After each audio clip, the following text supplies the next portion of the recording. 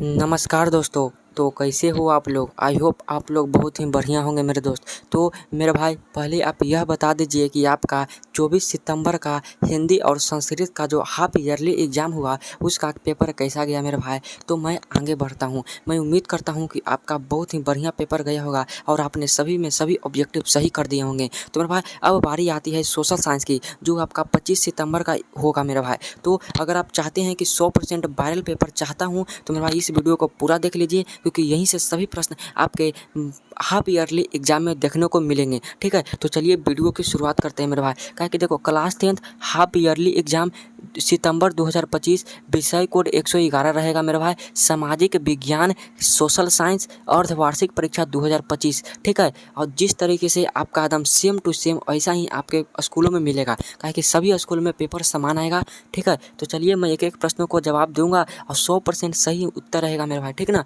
तो पहला प्रश्न आपके सामने है कि ब्रेस्ट लिटोवास्क की संधि किन देशों के बीच हुई थी? मोस्ट इंपॉर्टेंट क्वेश्चन, ब्रेस्ट लिटोवास्क की संधि किन देशों के बीच हुई थी? ऑप्शन यहाँ पे मेरे भाई, ऑप्शन ए में है रूस और इटली, ऑप्शन बी रूस और फ्रांस, ऑप्शन सी रूस और इंग्लैंड, और ऑप्शन डी है रूस और जर्मनी। तो मेरे भाई इसका सही आंसर हो जाएगा ब्रेस्ट लिटोवास्क की जो संधि हुई थी वह रूस और जर्मनी के बीच हुई थी। तो इसका सही आंसर डी हो जाएगा मेरे भाई। तो वीडियो अच्छा लग रहा होगा तो ज़रूर लाइक कर देना और अपने दोस्तों के पास भी शेयर कर दो, और चैनल पर नहीं हो तो सब्सक्राइब कर लेना। मार्च 1946 में फ्रांस तथा वियतनाम के बीच होने वाला समझौता किस नाम से जाना जाता है? तो मेरे भाई, फ्रांस में जो 1946 में वियतनाम के बीच जो समझौता हुआ था उस समझौता को हनोई समझौता कहते हैं। तो ऑप्शन में नहीं है तो इनमें से कोई नहीं होगा।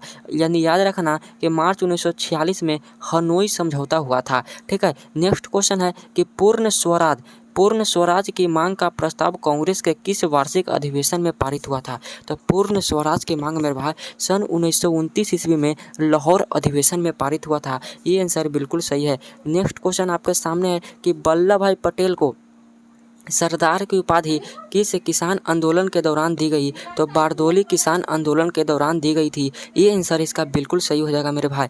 अगला क्वेश्चन कहता है कि भारत के लिए पहला फैक्ट्री एक्ट कब पारित हुआ? तो भारत के लिए पहला फैक्ट्री एक्ट 1881 ईस्वी में पारित हुआ था। सी आंसर बिल्कुल सही है। नेक्स्ट क्वेश्चन कहता है पूंजीपति वर्ग द्वारा किस वर्ग का शोषण हुआ है? तो पूंजीपति वर्ग द्वारा सभी वर्गों का शोषण हुआ था, यानी सही आंसर डी हो जाएगा। ठीक है, अगला क्वेश्चन आपके सामने है कि आधुनिक युग में अर्थव्यवस्था के क्षेत्र में होने वाली सबसे बड़ी क्रांति कौन सी थी? तो मेरे भाई औद्योगिक क्रांति, बी आंसर इसका बिल्कुल सही हो जाएगा। अगला क्वेश्चन कहता है कि भूमंडलीकरण की शुरुआत किस दशक में हुई थी? तो 1990 के दशक में। ये आंसर बिल्कुल राइट आंसर है। अगला क्वेश्चन आपके सामने यहाँ पे मेरे दोस्त कहता है गुटेनबर्ग ने किस पुस्तक की छपाई की थी? तो गुटेनबर्ग ने मेरे भाई बाइबल पुस्तक की छपाई की थी। इसका सही आंसर डी हो जाएगा। ठीक है, विश्व में सर्वप्रथम मुद्रण की शुरुआत कहाँ हुई? तो विश्व में सर्वप्रथम मुद्रण की शुरुआत चीन में हुई थी। सी आंसर बिल्कुल सही है। अगला क्वेश्चन 11 नंबर प्रश्न है कि मेढक के प्रजनन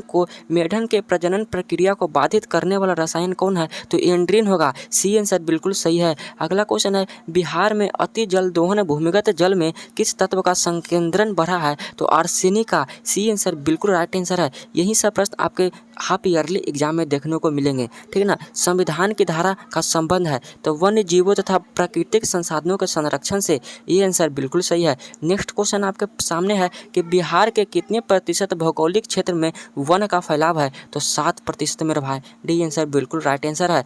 अगला क्वेश्चन कहता है एल्युमिनियम बनाने में किस खनिज की आवश्यकता पड़ती है? तो बॉक्साइट की आवश्यकता पड़ती है। डी आंसर इसका बिल्कुल सही है। नेक्स्ट क्वेश्चन कहता है कि भारत के किस राज्य में सौर ऊर्जा के विकास की सर्वाधिक संभावनाएं हैं? तो वह राजस्थान। सी आंसर बिल्कुल राइट आंसर है। 17 नंबर क्वेश्चन कहता है निम्नलिखित में कौन छोटे पैमाने का उद्योग है? तो खिलौना उद्योग को छोटे पैमाने का उद्योग माना जाता है। ठीक है, अगला क्वेश्चन कहता है कि देश में किसने विशेष आर्थिक क्षेत्र विकामिन है? तो 5 सही आंसर है। कहता है बिहार की सीमा में रेल मार्ग की कुल लंबाई कितनी है? तो 6283 किलोमीटर। ठीक है, तल चिन्ह की सहायता से किसी स्थान की विशेष मापी गई ऊंचाई को क्या कहते हैं? तो स्थानिक ऊंचाई कहा जाता है। ये आंसर इसका बिल्कुल सही है। कहता है कि जब हम लैंगिक विभाजन की बात करते हैं तो हमारा अभिप्राय क्या होता है? तो समाज द्वारा स्त्रियों और पुरुषों को दी गई असमान भूमिकाएं। बी आंसर बिल्कुल सही है। मैं थोड़ा तेजी में इसलिए पढ़ रहा हूँ क्योंकि आपको कम समय में पूरा ऑब्जेक्टिव मिल जाए। ठीक ना?